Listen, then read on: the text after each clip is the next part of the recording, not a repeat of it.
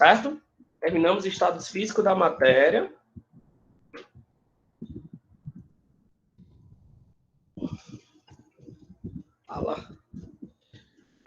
Terminando estados físicos da matéria, ou seja, terminamos o capítulo todinho, certo? O que a gente vai falar hoje na física? Na física, vocês vão abrir aí na página 254. Vamos ver termologia. Fala, meu Deus, meu teclado aqui não está apertando, é tudo, só um direto.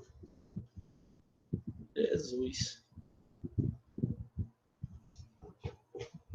Então, abram aí na página 254.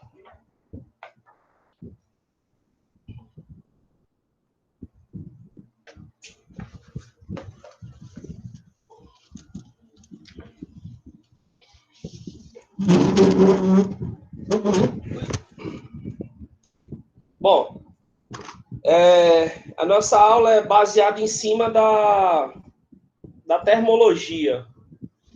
Deixa eu tirar esse. Só clicando no aqui, gente. Acho que é vírus. Vou botar aqui e tirar do chat. Vamos lá. Então, a nossa aula de hoje, o tema de hoje. O Davi mandou avisar aqui. Mandou avisar o quê? Também o Davi mandou avisar que vai faltar porque o Wi-Fi dele tá ruim. Então, vou botar aqui falta justificada, viu? Então é o seguinte. O que a gente vai estudar hoje? Nós vamos estudar termologia. O que significa a termologia? A termologia é a parte da física que trabalha com temperatura. Então, ela faz o estudo da temperatura, tá? Página 254. Então, nós vamos estudar a termologia. Então, a termologia, ela estuda isso. Ela se preocupa, ela dá ênfase à temperatura, tá? Quando a gente fala de temperatura, a gente trabalha com... Acho que até no passado a gente resolveu umas questões sobre escala termométrica. Acho que ano passado a gente viu alguma coisa assim, vinha no livro de matemática. Não lembro direito, mas acho que tinha. E aí, a gente vai trabalhar com 3 escalas, com 3 temperaturas que a termologia adota, tá? A primeira temperatura é a temperatura que é adotada aqui no nosso país, Brasil, né? Que é grau Celsius. O grau Celsius é uma escala termométrica que a gente vai estudar, fazendo ênfase o ponto de fusão, que você já sabe o que é, e o ponto de ebulição, que vocês também já sabem o que é, por isso que a gente estudou a princípio os estados físicos da matéria, tá? Depois, existe outra escala que é chamada graus Fahrenheit. O Fahrenheit é uma escala que é adotada nos Estados Unidos, tá? Os Estados Unidos adotam essa escala e lá o valor é calculado em graus Fahrenheit. Então, por exemplo, a gente pode, professor, calcular a escala termométrica dos Estados Unidos aqui no Brasil? Pode, porque existe uma fórmula que a gente trabalha para conversão de unidades, ou de temperatura, né, no caso aí. E existe também a temperatura Kelvin, que é a temperatura oficial do sistema internacional, tá? A Kelvin, ela não tem graus, porque existe o tal de zero absoluto, a gente vai estudar isso, tá? E, basicamente, como é que a gente trabalha essa questão de escala termométrica? Tudo tem a ver com conversão de unidades, tá? Então, basicamente, a gente vai fazer o quê? A gente vai trabalhar com conversão de unidade, tá bom? Então, vamos ao livro. Termologia é a área da física que se dedica ao estudo de processos ligados ao aquecimento, aquecimento, ponto de ebulição, né? E resfriamento, ponto de fusão, tá bom?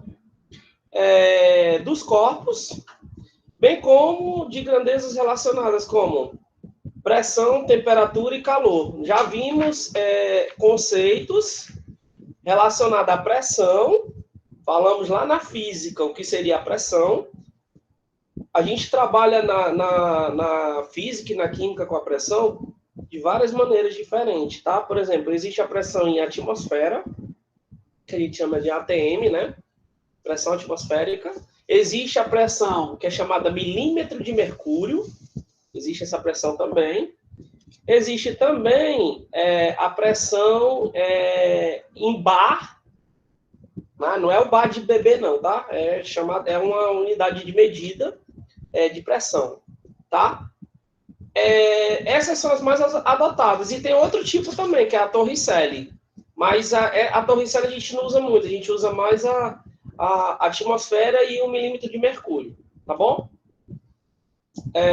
Então, basicamente é isso. A gente vai trabalhar com o aquecimento e o resfriamento dos corpos, abordando o conceito de pressão, temperatura e calor. E aí vocês já sabem a definição de calor. Calor, eu preciso ter um corpo frio e um corpo quente, para dizer, né, a questão do calor. Não posso dizer, porque eu estou suado, eu estou com calor. Não é isso. Calor não é isso. Calor é trocas de ambientes diferentes, tá? Isso aí vocês têm que ter cuidado na hora de conceituar, tá bom? Então vamos lá. Temperatura e calor. Ao tocar os objetos, é possível sentir a sua temperatura. Você já se perguntou por que a neve é fria e a areia da praia no dia de sol é quente? Talvez sim, talvez não, né? Depende do ponto de vista das pessoas. Como sabemos, os corpos são constituídos de partículas muito pequenas, que a gente chama de átomos. E vocês também já sabem o que é um átomo, né? Por definição. Então, os átomos, eles não estão em repouso. Vocês já viram que o átomo, ele está girando, os elétrons estão gerando ali, não tem um fim, né? Eles não estão parados ali, inertes, como a primeira lei de Newton. Não tá. Eles estão em movimento, sempre, tá? Alguns teóricos dizem que estão em movimento circulatório. Eu acredito mais no... Existem outros teóricos que dizem que é movimento elíptico. Então, o que importa para a gente é saber que os átomos eles estão se movimentando, tá bom? Então, os átomos não estão em repouso, em si animados por um movimento vibratório. É nesse movimento, ou é esse movimento, que resulta na energia térmica dos corpos. Então, a energia térmica dos corpos ela é aplicada a partir do átomo. Qual a página? Saí agora do banho. João Lucas. Página 254, João Lucas. Viu? Então é isso. O grau de agitação das moléculas do nosso corpo, né, que vai permitir você trabalhar com a temperatura adequada, tá bom? Então, mas o que é temperatura e calor? Qual a diferença entre essas duas grandezas? Aí agora que a gente vai entender qual é a diferença Na verdade, vocês já sabem, teoricamente, do que a gente já viu das aulas passadas. Mas a gente vai frisar agora a diferença de temperatura e calor, tá bom? Ó, o movimento das partículas no interior, eu estou no último parágrafo. O movimento das partículas no interior de um corpo denomina-se energia interna. Então, ó, o ser humano, o que ele precisa fazer para obter energia? Precisa se alimentar, precisa beber água, né? Então a energia ela só vai ser processada quando você se alimenta. E o gasto de energia... professor, é por isso que as pessoas engordam, porque não estão gastando muita energia? Sim, principalmente na quarentena, né? O pessoal come e vai dormir. Teoricamente não está gastando energia, consequentemente você está aumentando a sua massa corpórea da gordura, né? Então acaba-se sendo que você não tem gasto de energia, tá certo? O nível de energia interna de um corpo depende do grau de agitação de suas partículas, isto é, da velocidade com que as partículas se movimentam em seu interior.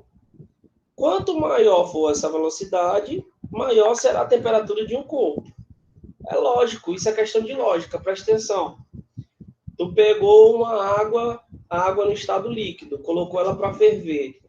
Ela vai receber tanto calor, que daqui a pouco as moléculas vão estar tão agitadas que vão sair na forma de vapor. Certo? Então, basicamente, o que você percebe? Você percebe que para as moléculas se movimentar mais rápido, necessariamente eu preciso de uma temperatura elevada. Entendeu?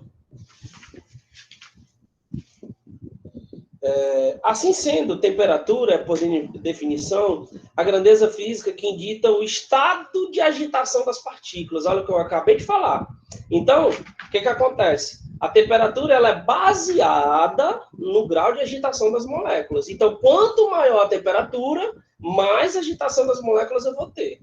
Tá bom? Caracterizando o seu estudo térmico. Logo, as palavras quente e frio referem-se à temperatura do corpo, tá bom?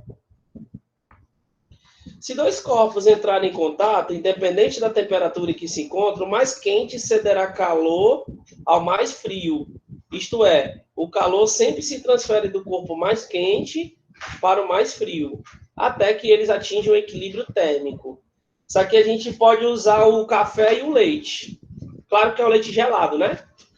Vai ter um ponto que você vai fazer o quê? O café ali tá pegando fogo, meu irmão. E o leite está bem geladinho, acabou de tirar da geladeira. Quando tu fizer o encontro dos dois, tu vai o quê? Atingir um ponto de equilíbrio para que aquele café com leite não seja um café tão quente. Né? Aquele café com leite fica o quê? Pelo menos a temperatura agradável para você poder tomar. Entendeu? Tudo bem? Tranquilo, né? Até aí, conceitos primordiais e bem facinho, não tem muito mistério, não. Então, vamos lá. Calor é a energia térmica em trânsito entre dois ou mais corpos ou sistemas. Então, para existir calor, foi o que eu falei para vocês, eu acho que eu já falei isso em várias aulas, até na química mesmo. Para existir calor, eu preciso ter o quê? Pelo menos dois corpos, um frio e um quente, tá? Porque tem que ter essa troca de temperatura. Tudo bem? Ok. Vamos para frente. Alguma pergunta, gente, até aí? Esse um aqui tá de brincadeira com a minha cara, meu irmão. Não, né? Ótimo. Tudo bem, beleza. Vamos para frente. Medida da temperatura. Lê para nós aí, Ítalo. Para tu acordar depois do almoço. Só no medonho. Eu sei disso, eu também tô aqui. Para aferir qual é o grau de agitação das moléculas de um corpo, isto é, a sua temperatura, usamos o aparelho chamado termômetro. Os primeiros termômetros de líquido. Só um minuto.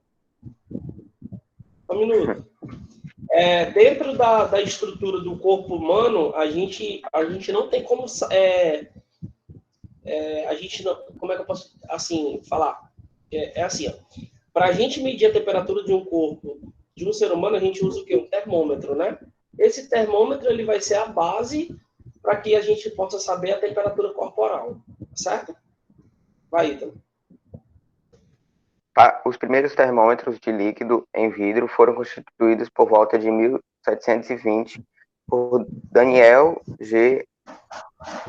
Fahrenheit. 1686, Fahrenheit, 1686 e 1736. Depois dele, outros tipos de termômetro apareceram, mas o primeiro a utilizar um medidor com pontos fixos facilmente reprodutíveis foi André Celsius, 1701-1744. Entretanto, foi William Thomson Lord Kelvin, 1824-1907, o primeiro a utilizar uma escala absoluta de temperatura. Entendemos um pouco mais dessa escala adiante. Pronto. Ítalo, obrigado, viu? Nada. Obrigado aí pela primeira parte da leitura. Gente, foi o que eu falei no início da aula, na minha introdução, antes de começar o conteúdo. Existem outras escalas termométricas, mas as escalas que mais a gente usa são essas três que o Ítalo aí acabou de ler, que refere-se ao nome do teórico que descobriu elas, entendeu? Eles são mentores. Quem é? Fahrenheit, Celsius e Kelvin.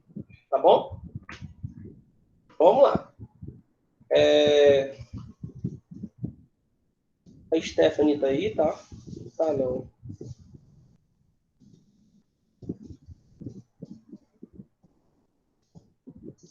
Não, tá bom. Eu vou ler.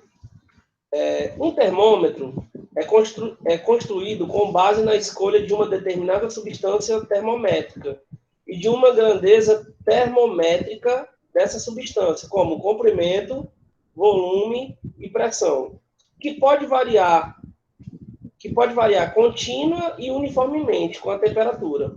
O termômetro mais comum que conhecemos é o de mercúrio, aquele líquidozinho vermelho que fica no termômetro, né? Mede ali a questão do calor. Também chamado de termômetro clínico, certo? Vamos lá. Vamos fazer esse investigue aí. Por que uma pessoa com febre sente frio?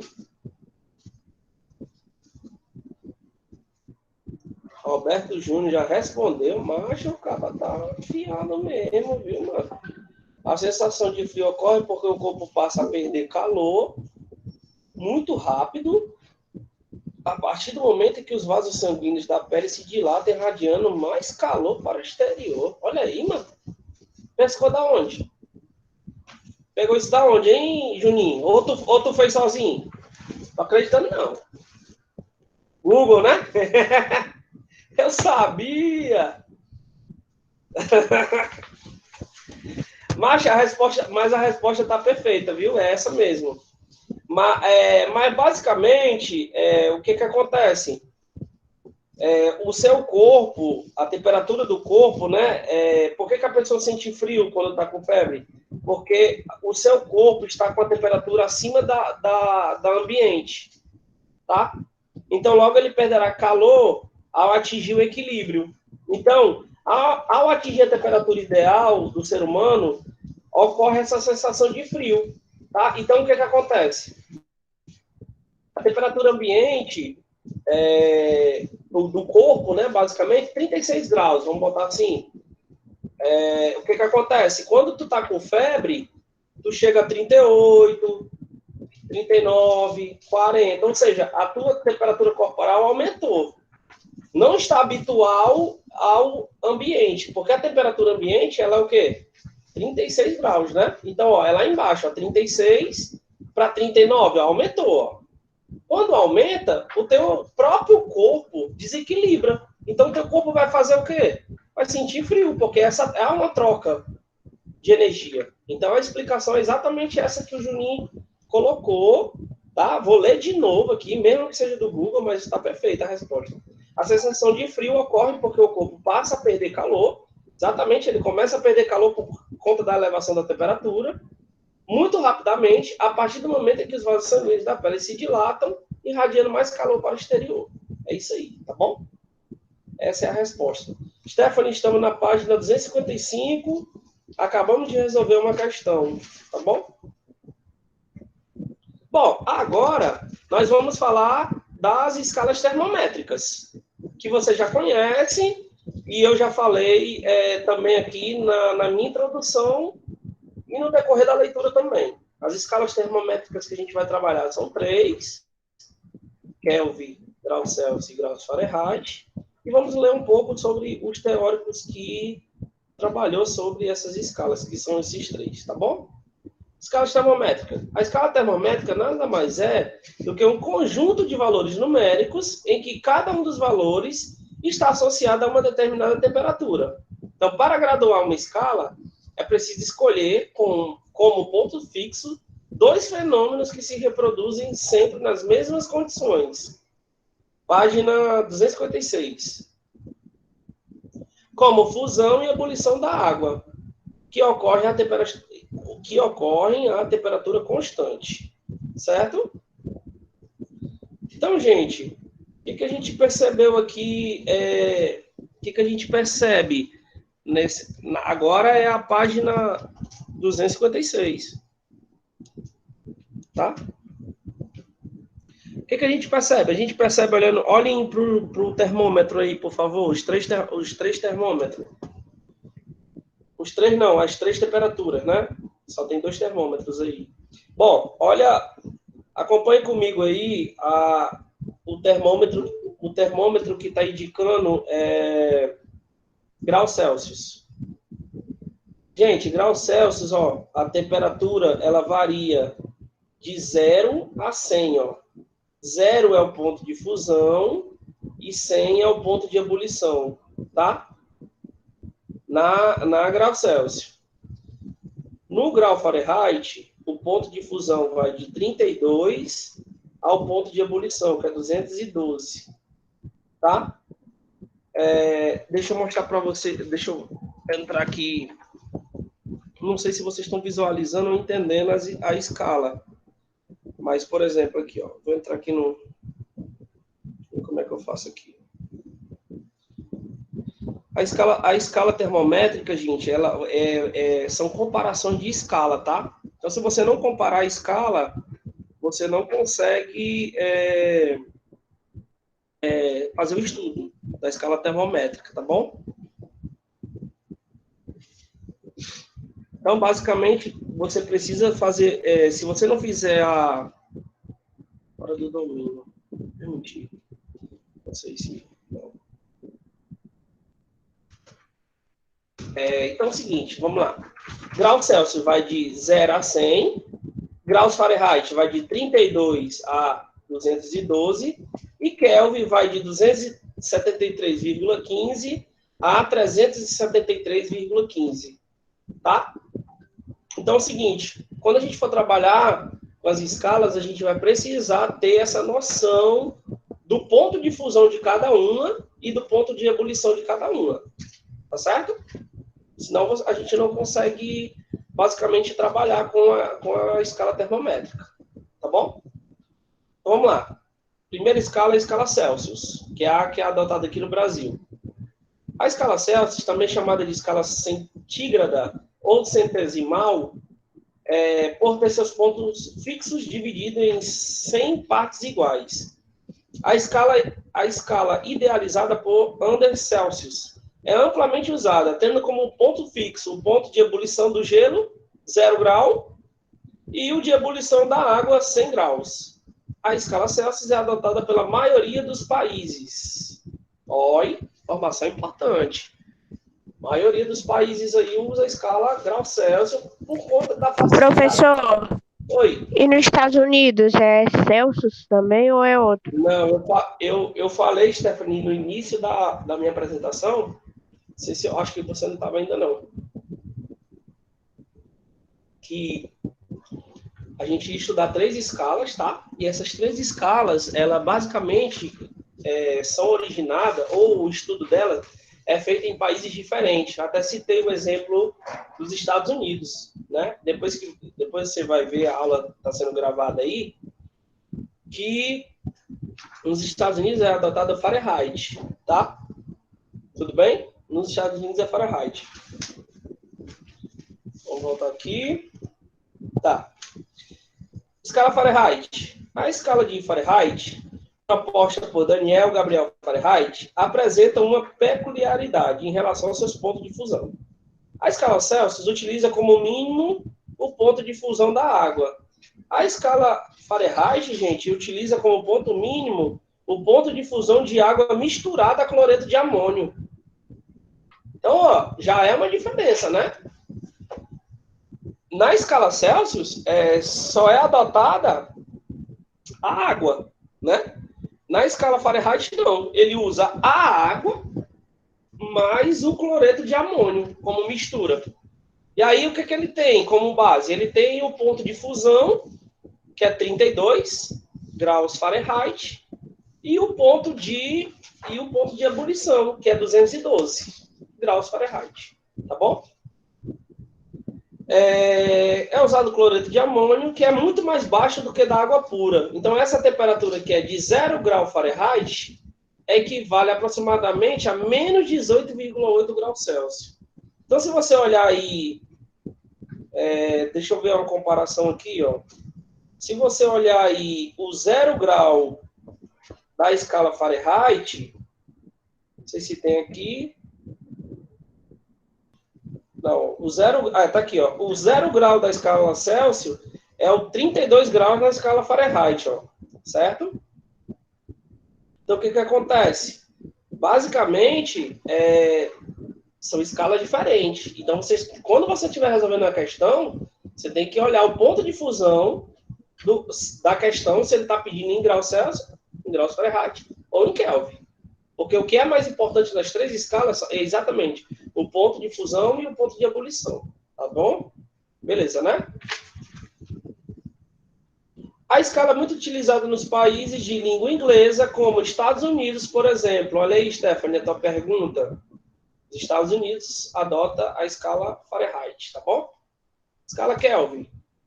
A escala Kelvin, também conhecida como escala absoluta, é a escala idealizada por Thomson Kelvin. Varia de 273 a 373, falei isso já no início. Podemos ver que ela é dividida em 100 partes, tal qual a escala Celsius, mas possui pontos fixos com valores diferentes, embora relativos uns aos outros, certo? Aí o que acontece? Acontece o seguinte, ó. Deixa eu ver aqui que eu me perdi. Ah, tá aqui. Então, essa escala, ela trabalha dessa maneira, tá? Ela trabalha dessa maneira. Por quê? Porque a escala Kelvin, ela é uma escala adotada, basicamente, em linhas de pesquisa, tá? Ela é do sistema internacional, certo? Aí, como é que funciona o processo?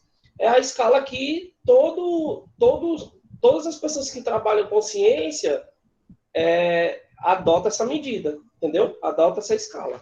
Então, vamos continuar aqui. A temperatura de 0 Kelvin corresponde a menos 273 e é tida como zero absoluto, porque sob essa temperatura, o movimento vibratório das moléculas de um corpo é mínimo. Essa temperatura no espaço, por exemplo, onde não há incidência de luz e nem radiação, é também a menor temperatura existente até onde se sabe. Veja, então, que enquanto a temperatura é medida em graus Celsius atinge esse extremo, usando um elevado número negativo, a medida em graus Kelvin atinge a mesma medida no zero, ficando assim sempre dentro de um conjunto de números reais positivo. Por isso chama-se de escala absoluta. Por que a escala Kelvin ela é absoluta? Porque quando você for comparar com as outras escalas, ela sempre vai ser positiva, tá? Porque ela vai estar, o ponto de fusão dela é 273 e o ponto de ebulição dela é 373. Então, em relação às duas escalas, Fahrenheit e Celsius, ela sempre vai ter um padrão mais alto. Então, por ela ter esse padrão mais alto, ela sempre vai ser chamada de escala absoluta, tá bom? Pessoal, vocês estão entendendo? Tá tranquilo aí? De boa? Suave? Tranquilo? Sim, né? Então pronto. Eu vou só fazer um resumozinho da aula de hoje, né? Eu tenho aqui ainda 8 minutos. Vou fazer basicamente o resumo da aula de hoje, para a gente poder continuar a questão de entender em si, né? O que é essa escala, como trabalhar com ela, como poder calcular, tudo isso a gente vai trabalhar, tá? Então, as escalas termométricas, ela não tem dificuldade, tá? As escalas termométricas, a gente trabalha com as três, que eu falei para vocês. Quais são essas três? As três escalas são graus Celsius, graus Fahrenheit e Kelvin. Alguém fez alguma pergunta, foi? Deixa eu ver aqui que minha tela travou. Só um minuto, viu? Que travou aqui, foi tudo. Responde minha dúvida aí, Tomé. Tomé, falando de temperatura, por que que quando alguém coloca cola maluca no dedo e depois aperta, porque a temperatura aumenta bem rápido? Show de bola! Essa pergunta é interessante, viu, Ítalo? Eu não tinha visto, me desculpa, porque quando a gente está dando aula, a gente não visualiza o chat, entendeu? Aí não dá pra gente poder responder uma pergunta na hora. Mas assim, ó, basicamente, Ítalo, é troca de calor, viu? É troca de calor, porque o que acontece? Existem mitos e verdades sobre a cola maluca, né? Porque assim, ó, depois dela aberta, requer-se deixar ela dentro da geladeira, né?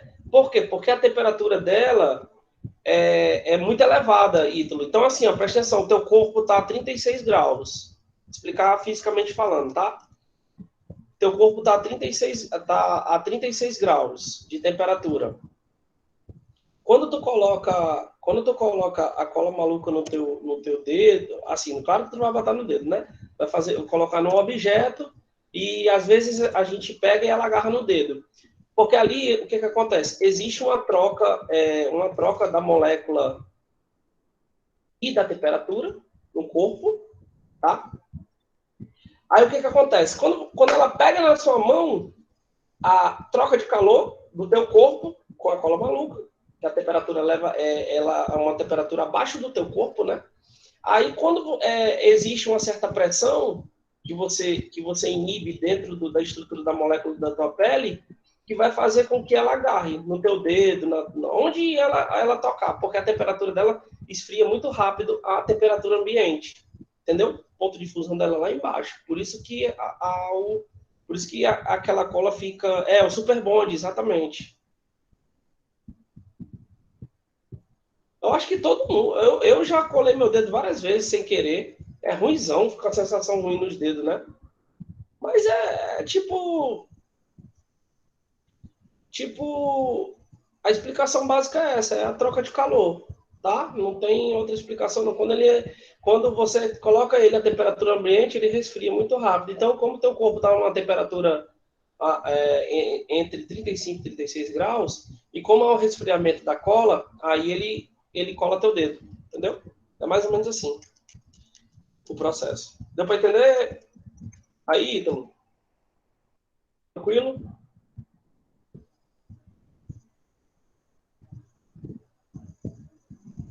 Explicar o que, Lívia? Não, aí foi só uma dúvida do Ítalo. Então, basicamente, gente, é o seguinte, ó. Professor, deixa eu fazer Oi. uma pergunta. O senhor sabe a composição da cola maluca? Agora eu tô curiosa. Não, a composição da cola maluca, você tem que olhar a estrutura dela. Mas, ó, ela é feita de polietileno, tá? Polipropileno, silicone, resina e antiaderente. Ela é feita desses materiais que eu te falei. O mesmo antiaderente da panela? Parecido, com a mesma estrutura. Tá bom?